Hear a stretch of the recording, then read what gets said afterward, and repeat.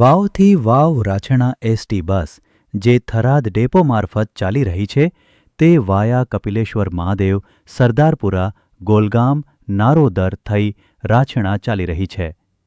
આ બસનો વાવથી વહેલી સવારે 7:30 કલાકે ઉપડી 9 કલાકે રાછણા પહોંચવાનો સમય છે.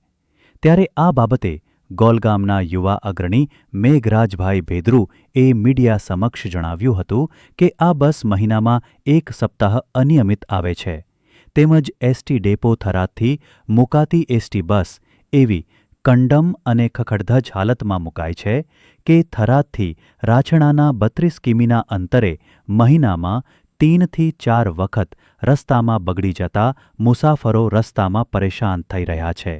ત્યારે સત્વરે આ એસટી બસને નિયમિત અને સારી હાલતમાં મૂકવામાં આવે તેવી વિસ્તારના આ રૂટના ગ્રામજનો તેમજ મુસાફરોની ઉગ્ર માંગ છે.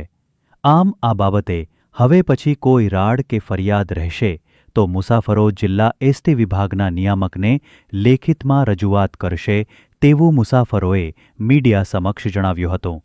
રમેશ ગિરી ગોસ્વામી, સરહદ ન્યૂઝ, બનાસકાંઠા.